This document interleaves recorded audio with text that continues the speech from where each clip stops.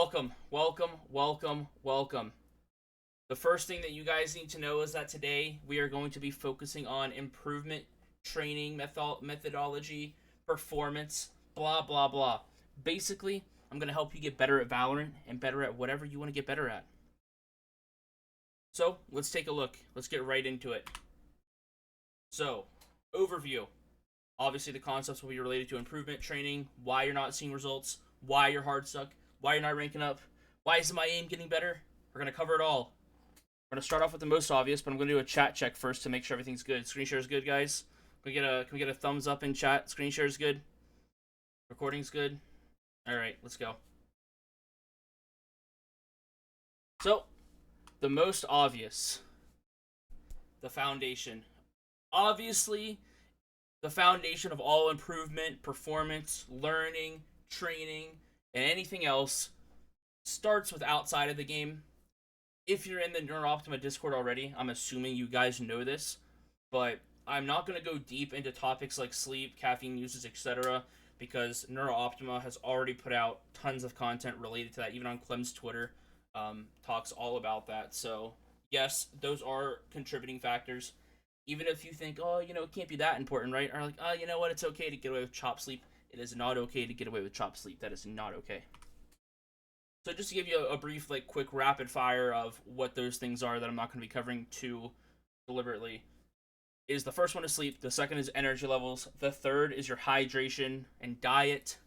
The fourth is having a consistent schedule.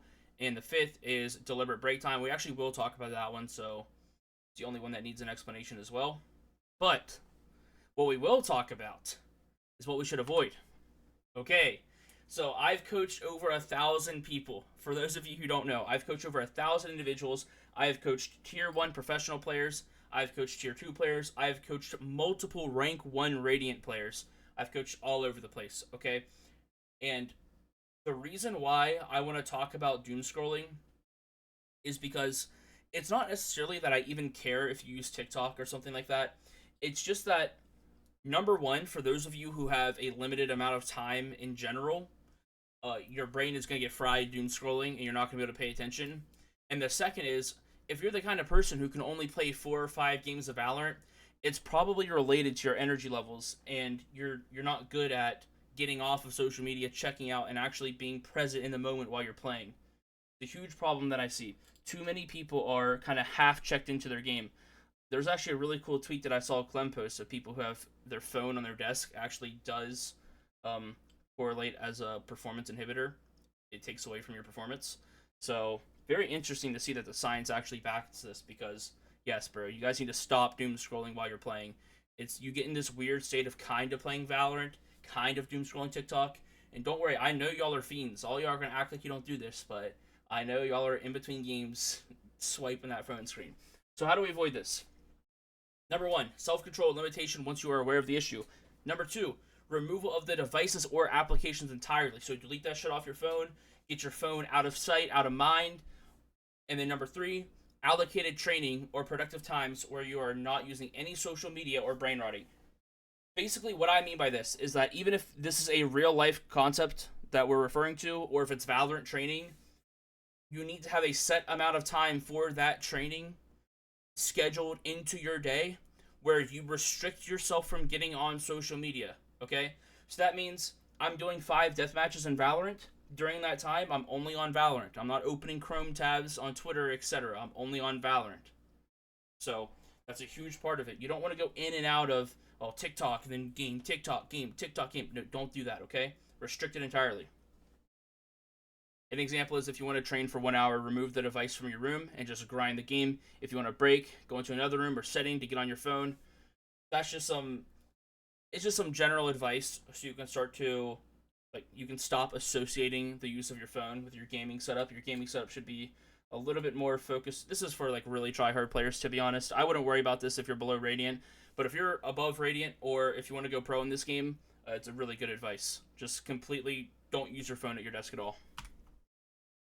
The next is transition stimulation and time loss. Okay, so this is another thing we should avoid. After training, working, or school, you are going to take a break. However, most people never actually get to the break.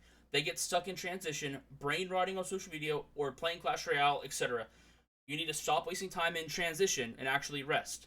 So a good example is coming home from work. This, by the way, this is strongly correlated to you guys who have busy schedules, whether you have a job or you work job, school, whatever. You work really hard during the day. You have a limited amount of time to play after that. This is very important to you. Okay, so after coming home from work, getting on Netflix for one episode of your favorite show, never touching your phone, then getting into training after. Now, why is this a good example? Because you have a intentional, deliberate separation of your working and your break time. It allows your brain to reset.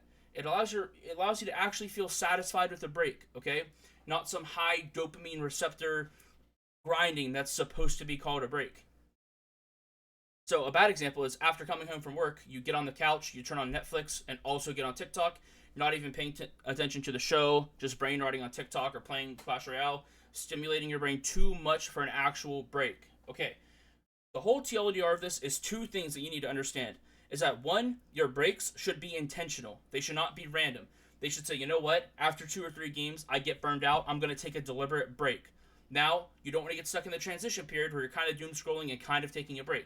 Get off the game entirely, get out of work entirely if you can, and actually take a proper break. But during that break, don't do these high mental strain activities, right? You shouldn't be on TikTok. You shouldn't be doing something that requires a lot of focus or stimulates your brain that much. It should be a low stimulation, right? And that's going to allow you to actually rest and reset. And that's going to be, the difference between two players, two hypothetical people, all right? We'll do this right now. We have two hypothetical people. In one of them, let's say player number 1, okay? Let's say that he actually does take those, like, deliberate breaks, okay? Whatever. He's basically what I said to do properly. But then we have player number 2 over here. And let's say that they do, like, they're the TikTok, right? They're the TikTok Clash Royale breaks, kind of like, we'll say, like, transition phase. Okay, like they get caught up with that. Which one of these two is going to actually be able to play 6 Valorant games a day after work? 3, 4, 5, 6 Valorant games a day. This person over here is going to say, oh, shit, I can only play, 1 to 2 games a day. This person's over here is like, no, I'm chilling. I can play 4 or 5 a day, easy peasy. You want to know why? Yes, it has to do with energy levels. It has to do with sleep. But it also has to do with these deliberate breaks. I'm telling you, it's a huge factor in the players that I coach that have busy schedules. You need to do this to have more energy. So does anybody so far have questions about what I just talked about? About the whole deliberate breaks, etc. People, yeah, that's why you gotta remove the app, by the way. I threw my phone across the room. True. It comes. What about brain rotted kids like Kane? Well, first off, Kane is really locked in while he's playing. So he does get on stuff between the games and stuff, but he's very present. Bro, honestly, Kane has like a higher level of focus than you can imagine. But it's different person to person, to be honest. You've got to just you've got to adapt the information to you, for sure. And also, I will say, it's not a great idea to use, like, exceptions as an example. Does that make sense? Whenever you look at an exception, a talented exception, as an example for the masses, it's usually not a good idea. It's also the same with learning Valorant, by the way. Like, if you want to learn how to play Jett, should you really watch the most talented, incapable human aimer of all time play Jett? Or should you look at an average player who actually understands, how to get the most value out of the role? It's the same exact concept. I've noticed that since I've started not having my phone on the setup, I've been sharper. Nice. So no questions? Sounds good. All right. Oopsie daisy. Next, ranked mental, something that has been covered in here. I'm sure of it, at least to some extent. I remember seeing one. There was a Neuroptima seminar on this, so you guys can go watch that. I forget who did it. But yes, you guys need to avoid tilt and avoid autopilot. Now, how do we do that? You need to have specific things to work on during the game. If you are a duelist, it can be entry pathing, opping, etc. A sentinel could try to take fast alert timings, etc. Basically, just have a game plan, right? Like, for example, just to give you an actual example of this. Let's say that you are a Jett player on Defense Haven. So let's build this out. You're a Jett player. You're on CT Haven, and you want to avoid autopiloting. So what do? Okay, what you're gonna do is you're gonna have a little task list, like an option list. Let's say, okay. So let's say options. Okay, we're gonna say deep line, right? Everyone knows what a deep line is. Getting a deep line with an op. So holding the A line, for example, on Haven would be the example. Going for pick.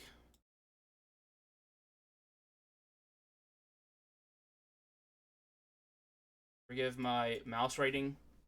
So you could go for a deep line, you could go for a pick, you could fast flood.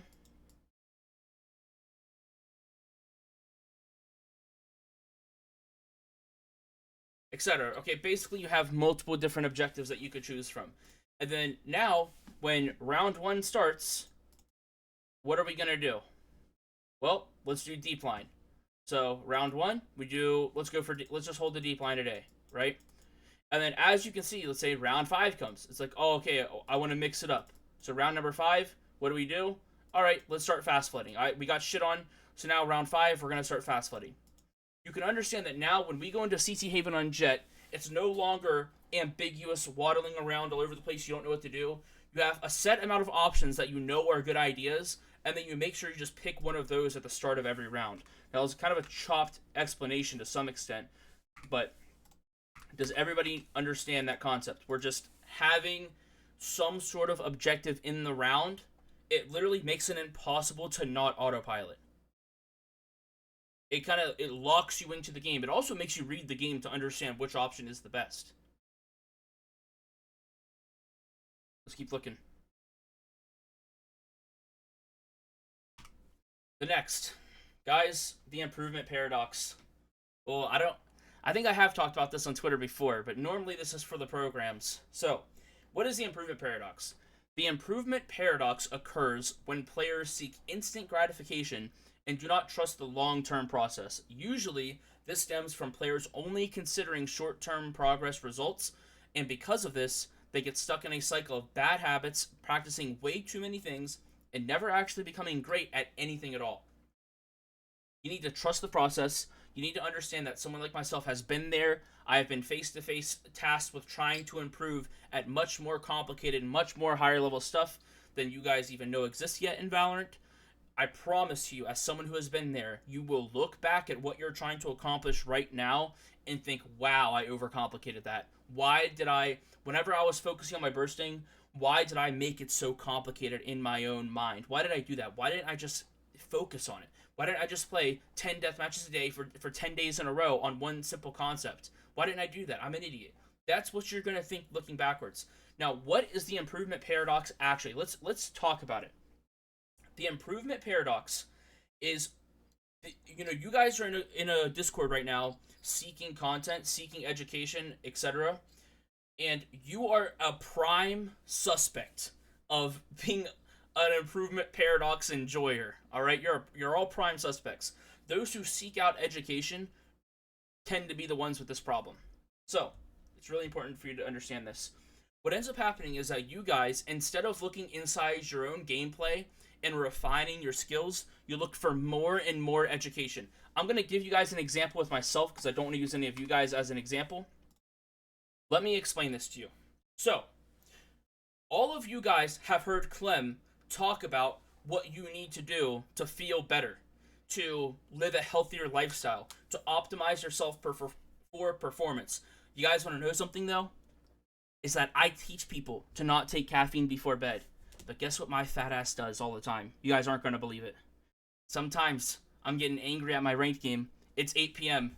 It's 8 p.m. My teammate just called me dog shit. I'm cracking open.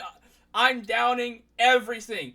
Give me 500 milligrams of Neuroptima. 10 fucking Red Bulls. I want it all. And I know that's not good for me. I know it's horrible.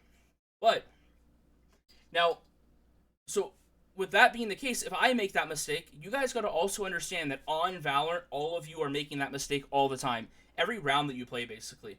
There is no more educational content that any of you need to consume to get significantly better at the game. Do you guys know what you actually need to get better? It's just actually applying what you already know.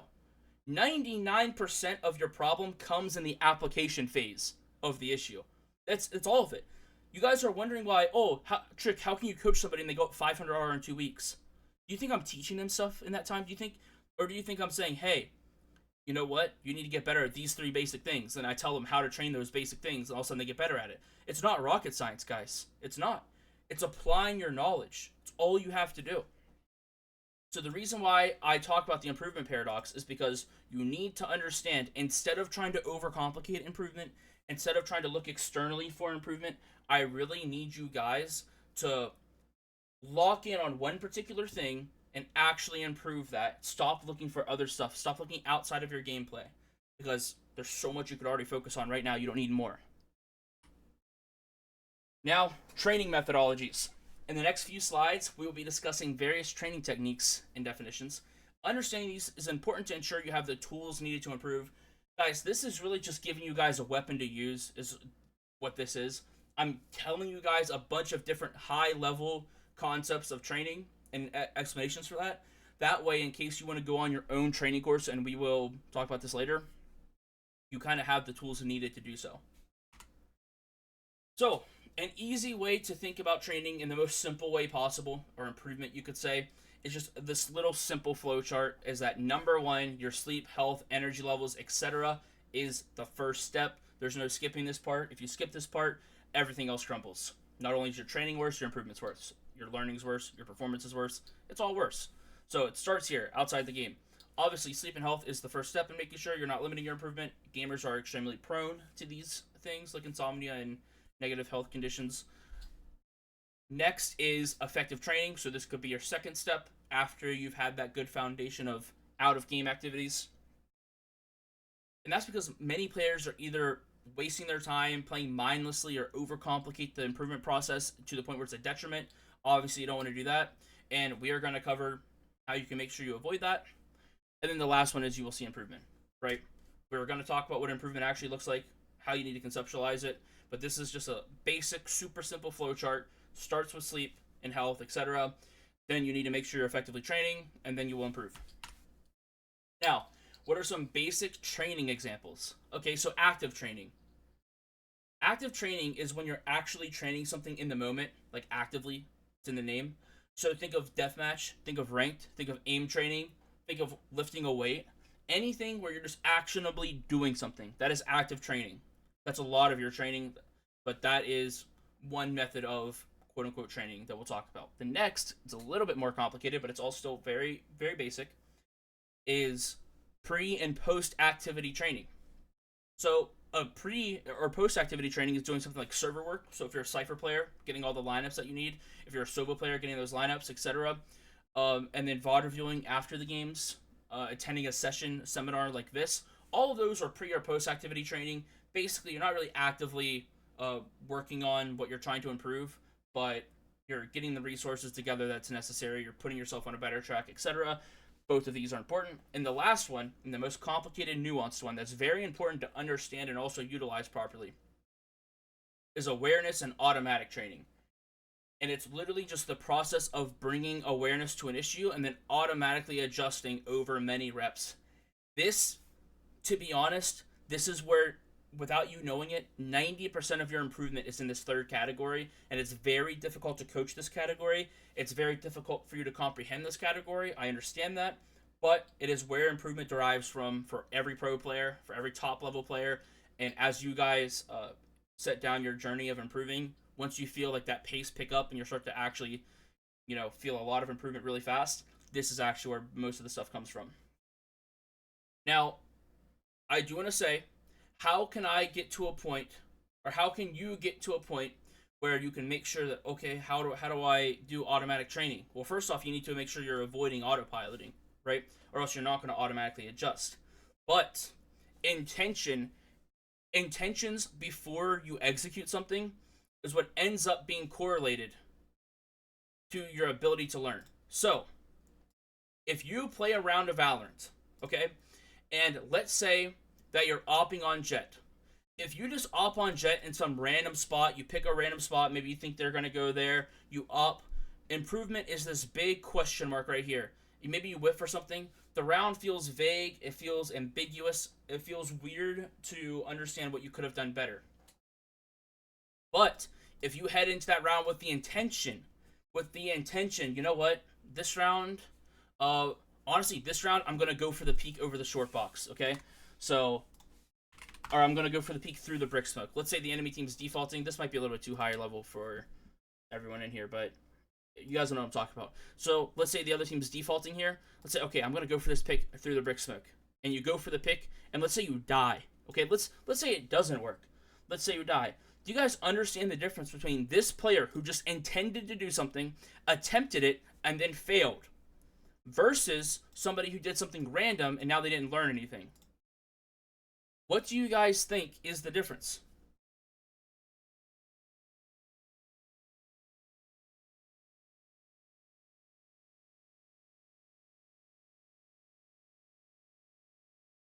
I'll let you guys figure out some answers here.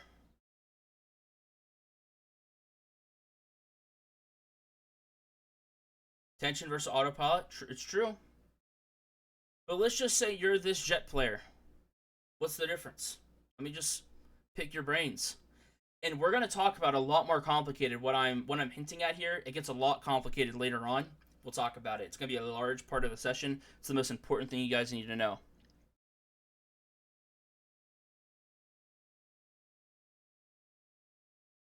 Repeatable reps.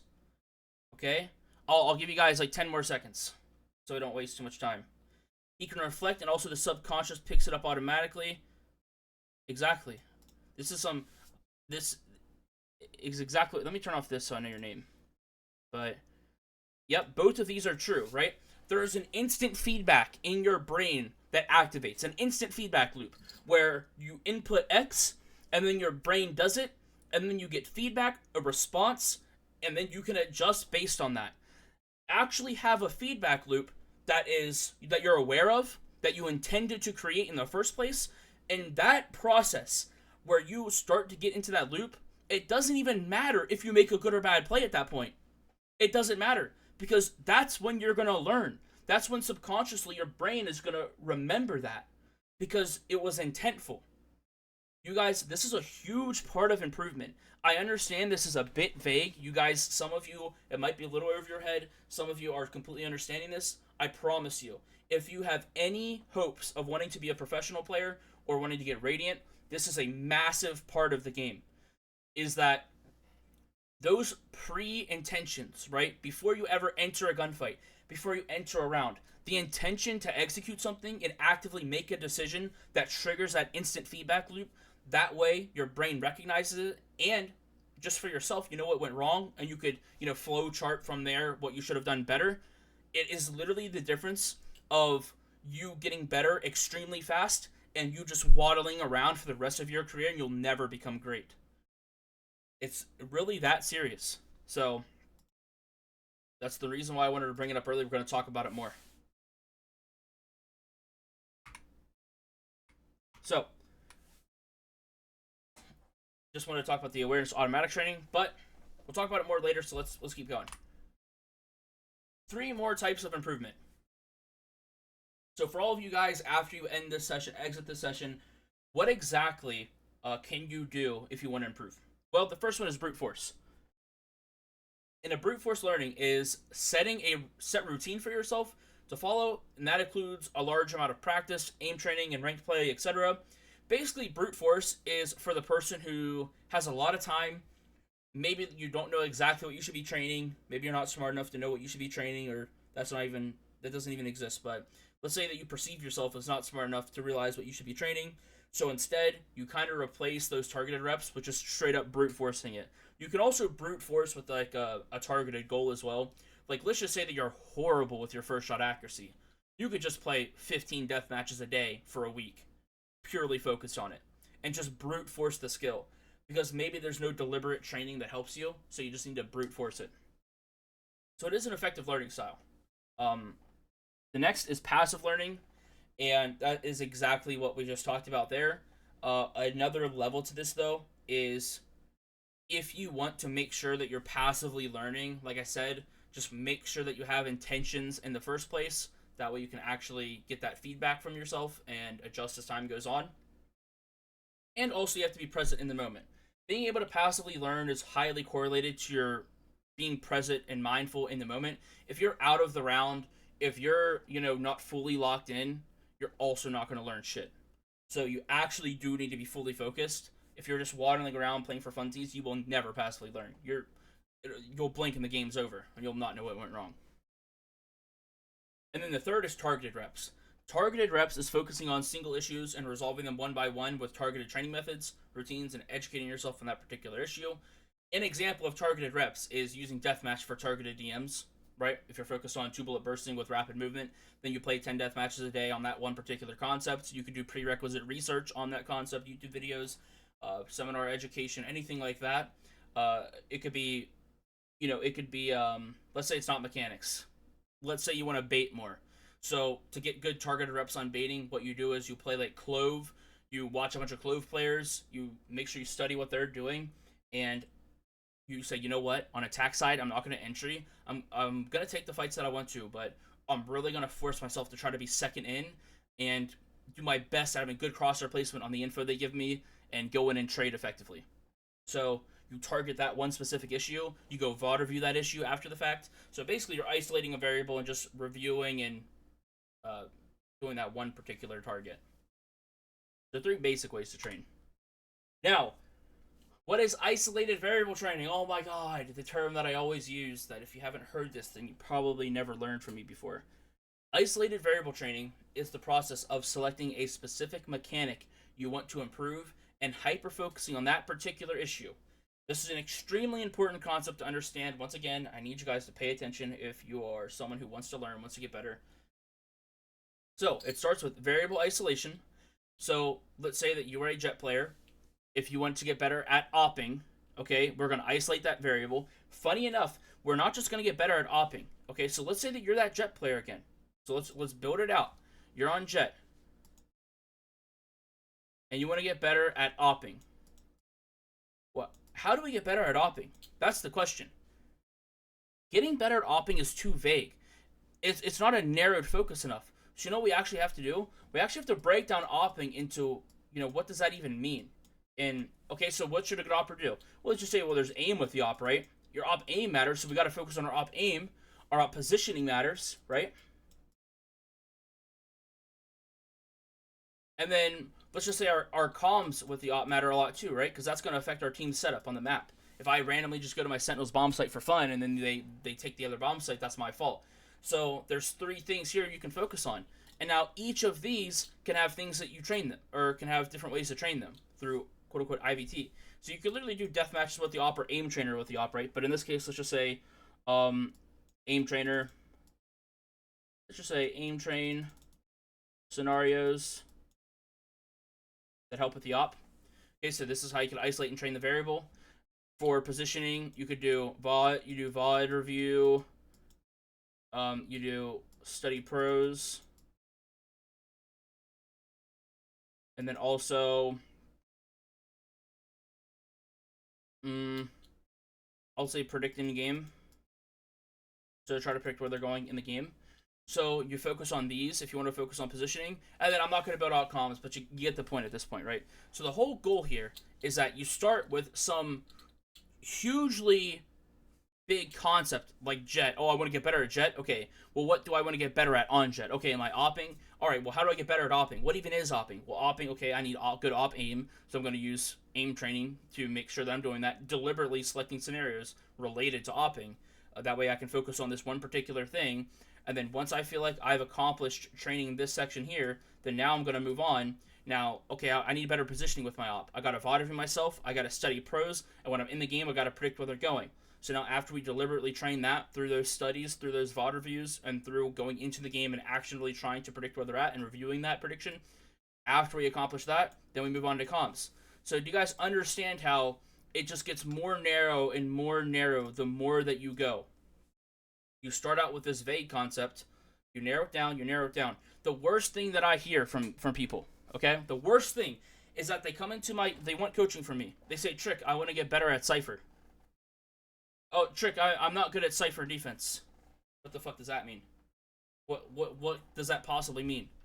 Like, whenever you say something like I'm not good at Cypher, that comes from a misunderstanding of the skill itself.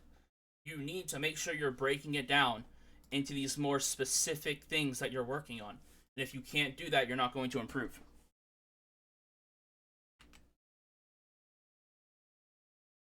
Okay, so that is the variable isolation. Now, what is targeted training? Well, targeted training, all that is selecting the best training method or place of training, you could say, to accomplish your goals. So obviously, if it's bursting, then you can utilize something like deathmatch. Okay, whereas if it's something that's in-game related, then obviously that's ranked. Okay, so that's the targeted training. The next is repetition, and then the last is application interview. So you need to isolate the variables, narrow that focus as much as possible.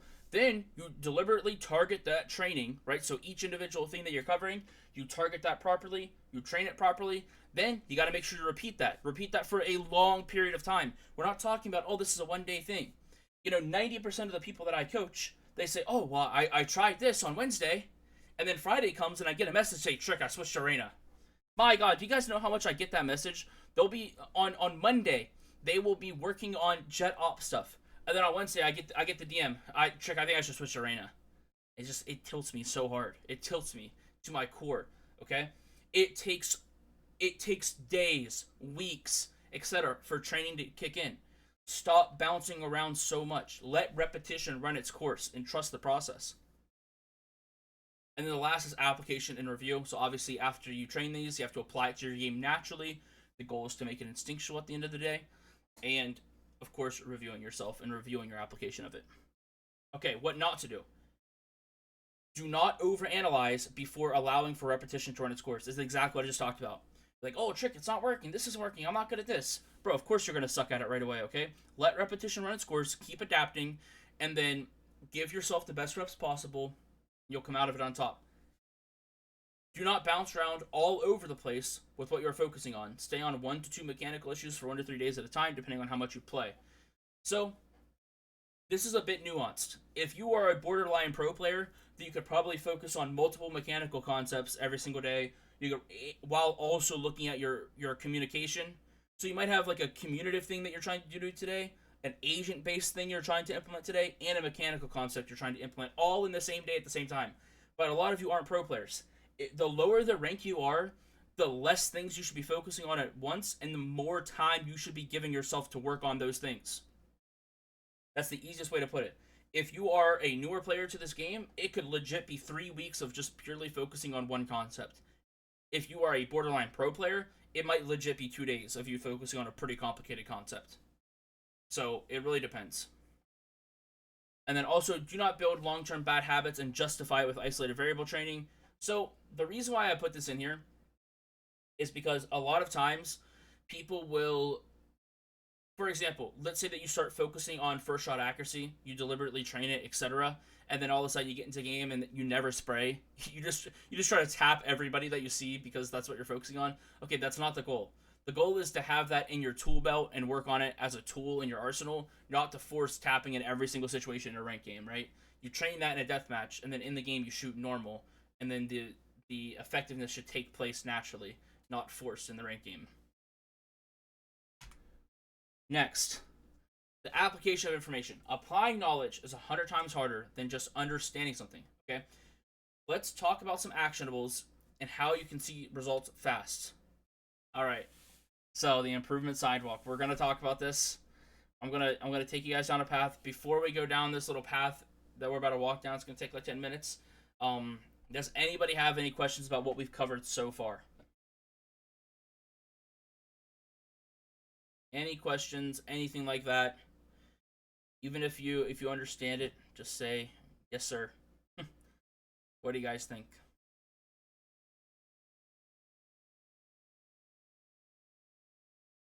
Link is 100% smoke VOD. Not true.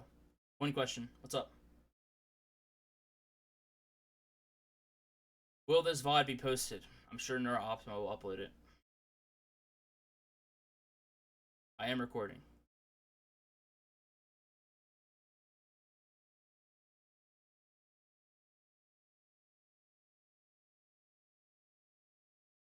How much do you think is too much training? Do you think more and more is detrimental, even if I do it consciously and not autopiloting? It's a little bit vague, but you're getting into a question that is very person dependent. So you need to adapt to like what works for you. That's the utmost important thing. I don't know your exact situation, so I can't tell you exactly. But yeah, you should be. You don't want to start to have a bad relationship with the game, you know, and training in general. Like if you're pushing yourself so fucking hard that you just feel like shit all the time, and it feels like a job to get on the game, then you're doing too much. But if you're chilling, bro, you feel like you can crank out 10 games, totally vibing the whole time, feel like you're learning from it, and it feels good, you don't feel chopped after or anything like that, then that's totally fine. There was a point in time where I could play 15 games in a row, fully present in the moment as well. So, and there's some people who can only do 3 or 4 a day. So, it really does depend on the person. Realistically, you got to reflect and see what works for you. So I play Waylay a lot, and I focus on my entry pathing in game, and I've been improving on it. If I want to elevate it, can I VOD review a pro, and I'm not doing too much for the training?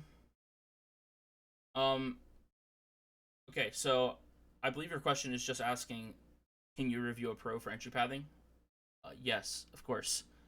One of the things that you can do is you can review a pro and then like go into a custom game, practice it, etc., and then understand that you don't have to force that in a game, but it should be in your tool belt. So yes. Would working on unconventional weapons be considered individual training or justifying bad habits like Spectre? No. Working on unconventional weapons is a totally valid thing to work on. I mean, if it's like cope for you being horrible with a rifle, like bro, if you got like 4K and you're buying like a Spectre, then that's cope, alright? But if you're actually trying to train those guns, that's totally valid, and that's something that all pro players do as well. So, a lot of pro players have their own little favorite special gun, you know? Like for me, I like shotguns and like Odins. So, obviously I train those a ton. Yeah, that's a 100% a valid thing to train.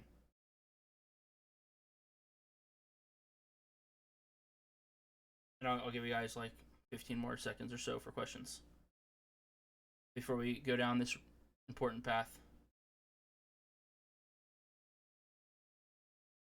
What we're about to talk about next, guys, is legit. I'm going to make a whole video on it. Like, it is going to be super important.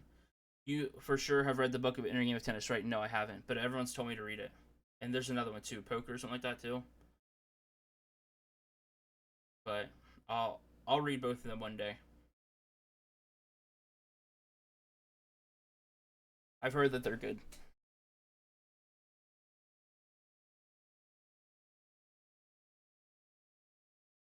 Basically, the number 3. Gotcha. Yeah, I mean, I feel like I know it's crazy to say, but a lot of people who have like really pushed themselves at anything in life learns the same thing. If that makes sense. Like pushing yourself to become one of the best on the planet at something teaches you like very very similar goals, like sport to sport, game to game, etc. So it's very common that something like 2 people stumble upon the same opinion, or the same like learnings, because that's just how it works. But all right, now let's get into it. Now this is going to be legit the absolute most important thing that you guys can take from this session is this improvement sidewalk, okay? It's going to be the absolute most important thing. So everybody tap in, pay full attention. It's going to start. We're going to start by watching a round of Valorant, okay? You guys are going to tell me if the levels are good. It might be a little loud. I'm not really sure. But let's watch this round. This is a Tier 2 scrim. This is a Tier 2 Euro player. Okay, if you guys already know what I'm talking about here, then don't spoil it for everyone. But this is a Tier 2 Euro player. And he is in a scrim right now. Let's watch this round. Yep, us too. Orb this time. Hold it insta. Who's on B? Palace? I don't know. It's Viper at least. I think Viper Sky. Same setup. Okay, then it will be heavy A again. It's pretty working for now. Yeah, but Viper Sky. Saw nothing. I'm gonna skip here. Look, guys, this is Group A. Group A. 20 seconds, see if they do anything. Wait, back. Okay, you guys ready? I'm gonna ult again. Yeah. Yeah, there's no showers. Backside, CT. Here. Playing backside. I'm out. I'm ulted. Man. I'm waiting for him. Close up, yes. That Take us off. Waiting should be low. Burn backside. Fine. player standing. Yeah, and outside showers. Okay, and they lose the round. Now, the reason why I brought this up is that all of you guys are misunderstanding the reason why you're not improving. All of you, including this Euro player, and including this entire team, okay? None of them understand why they're not improving. They think they do, but they don't. And very few people on the entire planet can actually really give these guys good advice. And I'm going to help you guys with that today. I'm serious. This is like some very, very, very important stuff that we're going to talk about. Now, whenever you look back at this VOD as an IGL, what's going to end up happening is you are going to start critiquing what happened. So back here, they ended up making a decision to Group A, and then when they watch this in the VOD, they're probably going to say, oh, maybe we shouldn't have grouped A there. Maybe we should have faked A, right? We can all agree with that. That would be a very logical thing for them to assume, okay? Totally fine. Then next, they're going to use the Yorwalt, and they're going to be like, oh, you know, maybe we should have waited for the Yorwalt, right? Maybe we should have bubbled this guy. Maybe we should have Brimulted him, okay? That's what they're going to take from this. They're going to think that they're working hard. They think that they're learning. They think that they're going down the right path, but they're not. They're not even in the right fucking book, bro. They are completely wrong. And there is no way, there was never any way for them to become great at this game. None of them, with the way that they played this round. And you might be like, what does that mean? How could the way that you played make it guaranteed that you'll never be great at the game? How's that possible? I'll explain it right now. Is that right now, because of how they executed this round, number one, they start to latch on and fish for issues, okay? So they fish. Does everybody know what I mean by fishing for issues when I say it like that? When you're fishing for issues. They're literally looking for what went wrong. It's not obvious. They're looking for it. You guys want to know something interesting about this round? And this is because a lot of pro players have never thought about the game this deep.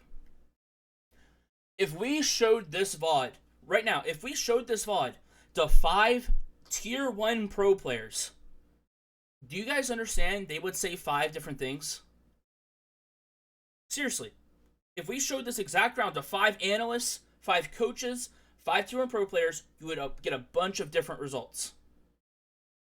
Now, why is that? Why? You know why? Because there's a million things that's going wrong. There's a million things going wrong. It's a crazy, chaotic round. Nobody really knows the answer, right? Nobody knows. But how can we fix that? What's the difference? Well, this is what thousands of hours explaining Valorant does to a guy. I've thought about this every day for 3 years, figuring out how to fix this problem. That's all I've done with my whole life for the last 3 years. And here's the difference. Because as a team, they didn't have the tool belt as a team to improve. So what should be in their tool belt in this VOD? Well, they have Brimult and Yorwalt. So this team should have something called a Brimult default. A Brimult default, for those of you who don't know, is literally just a default on bind where you have Brimult. So you design this in custom games, you design this in server time like we're doing right now, and then you practice it. You go into the scrim and you attempt to execute it. Let's design, I'm not going to put out the entire team here, okay? But let's just put Waylay, Fade, and Yoru, okay? Let's say Brim is going to smoke this, alright? And then Waylay, Fade, and Yoru are going to go up long. So Waylay, Fade, and Yoru. And then Fade's going to dog. And then if this dog hits, he's going to bubble them. And obviously Brimult them, right? So if they're here, they're going to get Brimulted. And this is the most basic explanation I need to give you guys, alright? The Valorant theory side of this goes way deeper, but I just want to explain this default. This team who creates this default and tries to execute it, guess what the difference will be in a failed round or a successful round? Whenever this strat fails, they can think back of, oh, okay, we need to do a different fade dog. Or we need to do a different pathing up long. Maybe we need to do a different smoke. Maybe we need to make sure we don't Brimult to Yoru. Right? All of a sudden, improvement. Instead of it being vague and ambiguous, because you had that intention to practice something, intention to execute an idea, now it's a pathway, right? So now you're just walking down a path. And that path starts, okay, so we fucked up. So, all right, we need to do, let's just say, adjust the brim smoke. So that we move on. Okay, well, we still lost. Okay, Wayla, you need to make sure you're dashing high enough to bubble him. Okay, well, we played the round and nothing happened. So now, we executed the strategy, nothing happened. So now what? Okay, well now, let's design, we're going to design like a second step. Because they got to that. And then now, let's say, again, alright, well, let's make sure the Viper Lurk needs to play passive. He got killed. Let's say the Viper Lurk today got picked, right? And you guys can understand that after going down this path 20, 30 times, repping off this strategy, all of a sudden, this team has a straightforward path to executing a tier 1 level game plan. And this doesn't only correlate to this team. This correlates to all of you and your own improvement. There's going to be two main kinds of people in this call right now as you guys go on your own improvement paths. The first person is going to attempt something. You're going to try something. Attempt to create and design your own routine, right? Maybe try a new mechanical concept. And then you're going to fail or succeed and then continue to push that and get better and better and better at it. The other person is going to continue to play mindlessly, aimlessly, and you're going to have this ambiguous, vague question mark. I am not kidding, guys. This VOD right here, these guys playing like this will never, ever get good. I really want you guys to understand that. That there is legitimately, there's not like a, no, oh, Chick, do I have a chance going pro? There is 0% chance, okay? But if this team would start to have a plan that they get feedback from and adjust over time and they naturally begin to learn, and then all of a sudden they're taking one step down that path, next step forward, and that's as a team, that's also as an individual with what they're focusing on, all of a sudden you have a real path to pro. You have a real chance at going tier 1 pro in this game. The reason why this is the most important concept, guys, is because, one, I think that people overlook it. People didn't understand it. So whenever you guys are looking at your VODs and you're like, I don't know what I did wrong, or maybe you're fishing for issues, it's like, who even cares? Dude, screw your issues. It doesn't even matter. Your issues are there as a secondary, a tertiary response to not having a good intention in the first place. Those issues shouldn't even exist. The reason why it's so hard for you to improve is because it doesn't feel like that path that you can just walk down. But once it starts to feel like that path where your mistakes are obvious and all you need to do is make sure you're adjusting properly, then all of a sudden you're going to climb, you're going to feel way more confident, and it's going to feel a million times better. A million times better. In this same logic, if you're able to understand this concept, you can apply this to literally everything in life. You can apply this to running a business. You can apply this to your health. You can apply this to anything that you want to get good at. And this will apply. So, again, just a very important concept. It should feel like a sidewalk here. Alright. So, let me make sure I didn't move something. We'll talk about application information a little bit more later. Slow is smooth. Smooth is fast. Have you guys heard that quote before? It's true. Number one, you need to narrow your focus down. We already talked about that. We're not going to go over it again. The second is focus on that one singular concept for longer than you think. We talked about this. But again, guys, please give yourself time to focus on something. Stop bouncing around. And then number three, you need to zoom out and understand the point. All right? So, let's talk about what the point of improvement is. The point of all of these things that we're talking about. Right now, you perceive improvement or success with short-term emotions or rank. You need to start looking at success in a new light. So, if I want to be a successful player, all right, a lot of you guys right now, when you think of success, you think of rank, okay? You think of tracker score, right? You think of kills, right? And you think of emotion. Just the feeling that you get when you're playing, this is a huge part. This emotion, that feeling of feeling confident or feeling after you dominated the game, that is your number one indicator of success on if something is working or not. So you try X, Y, and Z, and that will vastly be controlled by these concepts or these things. But that is completely wrong. What you need to start associating success with is number one, success should be associated with, for the lack of a better word, we're going to say task completion.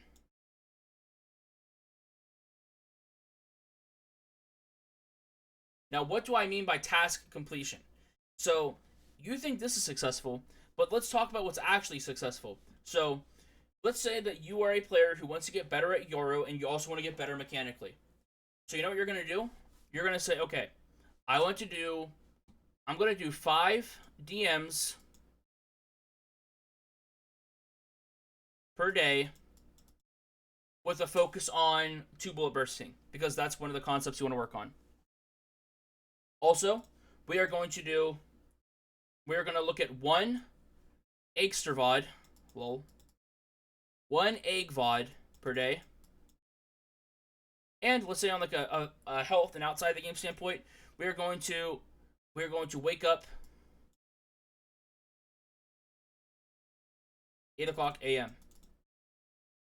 every day. All right.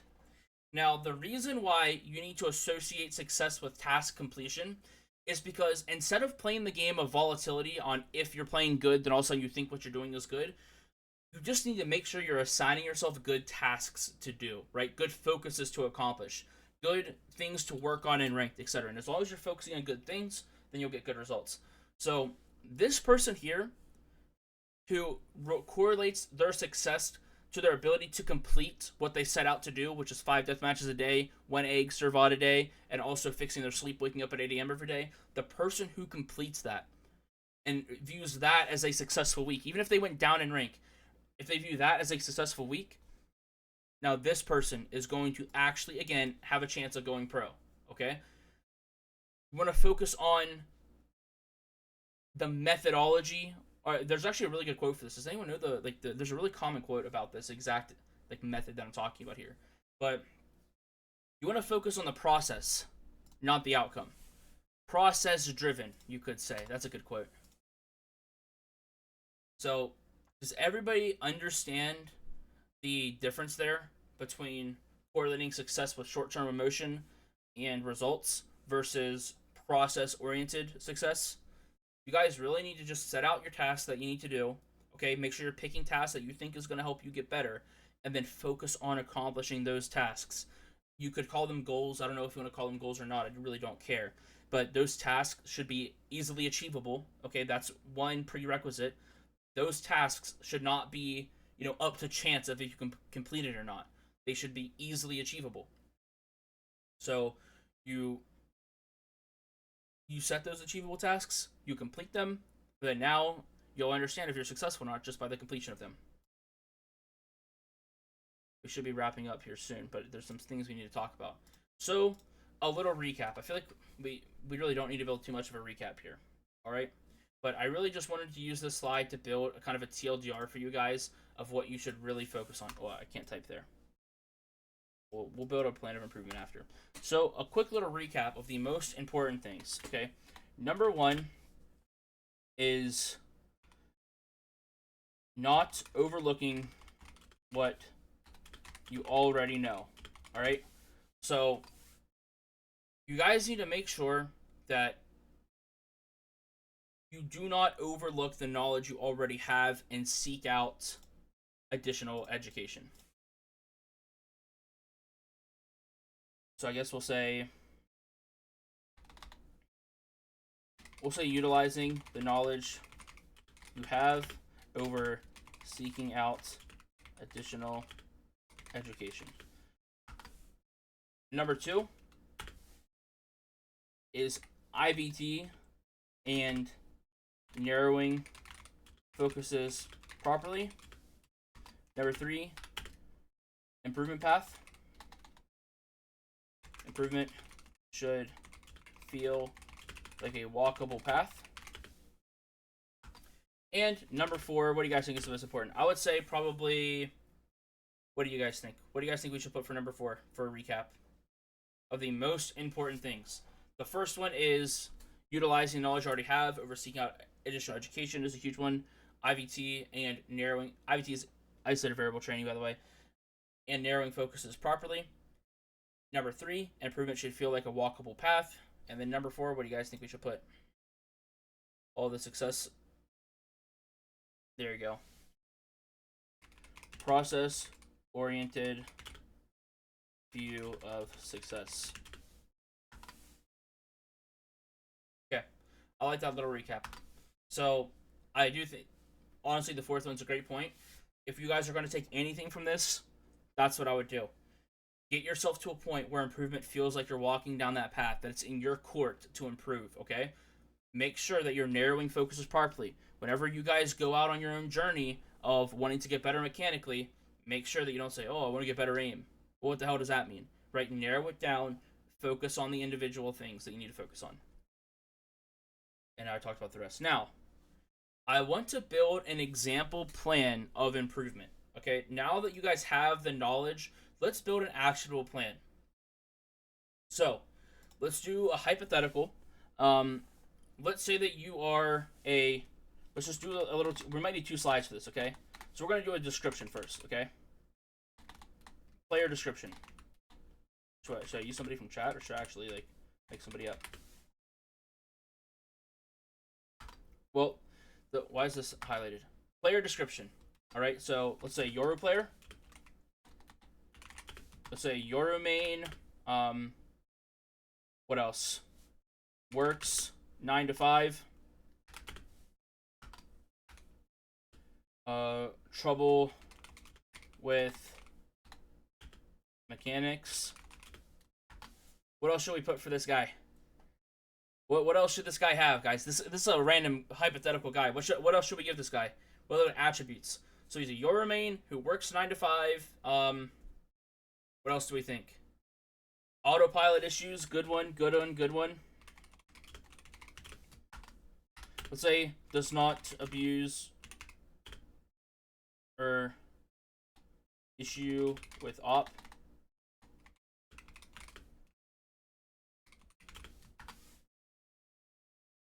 Eats so much Chick-fil-A, obese. Guys, what the hell? Guys, it's about a random guy, not me. Okay, well, this is good. We'll do this, okay? So here's our guy, alright? Here's our guy. So now let's build a little training regimen for him, alright? For our little hypothetical man here.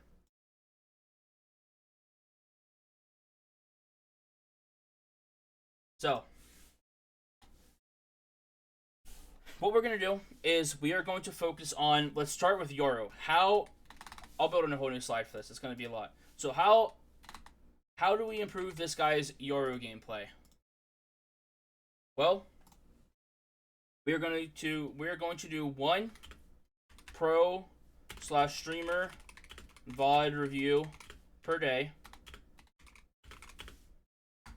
We are going to go into custom games once per day, or we're going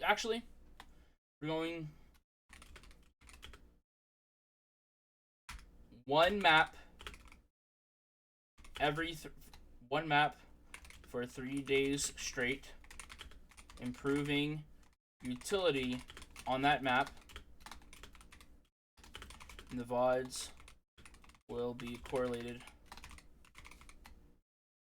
on that map. So we'll do 1 streamer or pro VOD review per day. We are going to do 1 map at a time, 3 days at a time. What other issues does this guy have? To get better with your stuff. Works 9 to 5.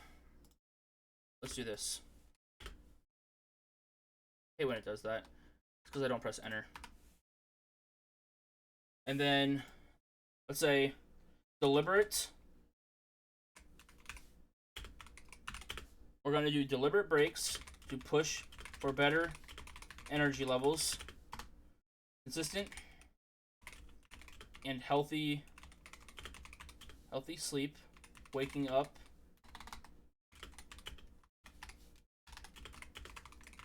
Every day. Trouble with mechanics. Let's go. We are going to do 10 DMs. Actually, this guy works at 9 to 5, so we gotta do less. We're gonna do 5 DMs per day for 5 days a week, focusing on one mechanical concept per week. We'll do DMs before bed. We will utilize a warm-up routine that includes 15 minutes of aim training, and on off days, 1 hour of aim training. Then what else? Trouble with mechanics, autopilot issues. Autopilot issues. I think it, for the sake of this video, I'm not going to include the autopilot issues because it's not as actionable. It's all about being present and stuff, but I don't want to talk too much about it. We'll say issue with opping outlaw. Okay, so how does this random ass guy fix opping an outlaw? Well, first off, he's going to narrow that focus, define what he needs to improve. What he's going to end up finding is he needs to do a targeted water view of a pro opper, top ranked opper, and learn from what they do. Practice different positions and ideas in the game and learn what works with the op. He is going to deliberate aim lab routine on opping scenarios and in-game focus on predicting enemies and communicating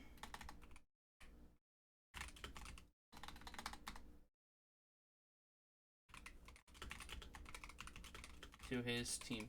Okay, so this hypothetical fella over here who has issues, he has a 9 to 5, so we got to work on his energy. He's a Euro main, so we need to get him locked in with the Euro util. He has trouble with his mechanics, autopilot issues, issue with op outlaw. What does he need to do? He needs to do that streamer or pro water for every single day. He is going to do 1 map a day, working on abilities, etc., and a custom game, improving utility. You know, for 3 days, 1 map. Get the point? So basically 2 maps a week. Then and also in the VODs, he's going to learn the utility, right? He is going to take deliberate breaks to push for better energy levels, right? That deliberate break that we talked about, not the brain rotting, etc., and all the other things out of the game to fix his energy levels.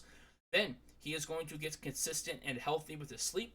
Then he's going to do 5 death matches per day before bed, 5 days a week, and he's going to focus on 1 concept per week. So that literally means Monday to Friday, he's focused on first shot accuracy, 5 death matches a day before he gets off. He's going to have a warm-up routine every single day. That includes 15 minutes of aim training, on and off. Or on off days, he's doing 1 hour of aim training, though. So let's say on Saturday and Sunday, he doesn't play ranked. 1 hour of aim training, buddy. Too bad. And then he's going to do a targeted review of a pro opper / top ranked opper to learn from what they do. He is going to practice different positions and ideas in the game and learn what works for him with the op. He is going to do a deliberate aim lab routine on opping scenarios and in-game focus on predicting enemies and communicating ideas to his team. Okay.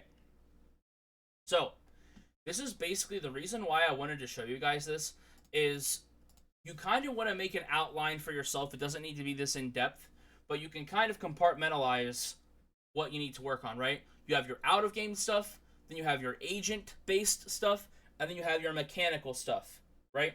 You compartmentalize it, you pick a couple things to improve from each one, and then you build your outline based on that. Does that make sense? So it's like, if you suck with a certain thing with bursting with mechanics, then you're going to do bursting death matches. If you suck with Sova util, surprise, surprise, you're going to be doing Sova utility in custom games. Does that kind of make sense, though, how you build that outline for yourself? And it's just an example, so for all of you who can try to utilize this advice moving forward, you can try to build yourself your own outline. Other than that, though, just want to give you guys an example in case because I know I'm coaching a large range of ranks here, so I just want to give the best example possible. But is this going to be uploaded anywhere? I'm sure it will be. But does anyone here have any questions? Because that will conclude what we're talking about. I'm here to answer any questions. You guys can ask for specifics, ask me to go in depth on something, etc. I have the problem that I am not sure if my self-created flashes are actually good. Well, if they work, then they're good. Easy peasy, trial and error. You're right. What was the main thing I missed in the last 10 minutes? I have to watch the VOD, bro.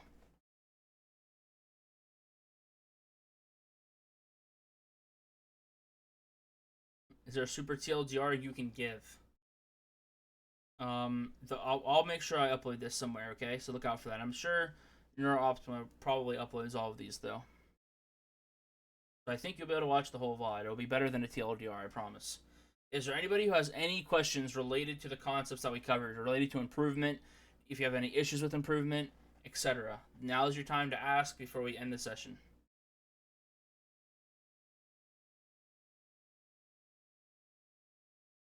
No questions. Wow. Does that mean I did a really good job at explaining, or everyone's AFK? Which one?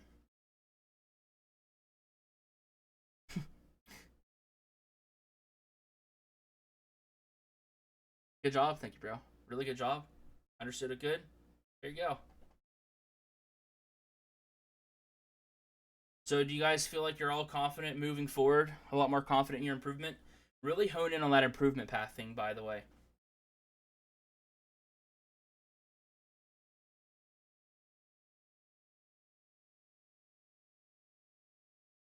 Yeah. Alright, guys. Well, I hope that you guys learned something today. I hope that you all are able to achieve what you want to achieve with coming here today. I hope that you guys feel more informed and educated on how you can move forward with your improvement. Other than that, shout out to Neuroptima for having me here. Obviously, go try out their products. I am sponsored by them. I have a code, but it's all good. I don't really care what code you use, but yeah, try out their stuff. It's good if you're trying to have a better, healthy lifestyle. For me, like energy drink replacement was a big one. So like instead of Red Bull, drinking like what's it called? Flow State. And I think there's like new Flow State coming out too, bro. Low-key. But I low-key just leaked that, I think. You guys gotta wait for that. Okay, don't leak though. Low-key leaked it early. Is Clem mad at me? Oops. But they tweeted a bait for it, so it's okay.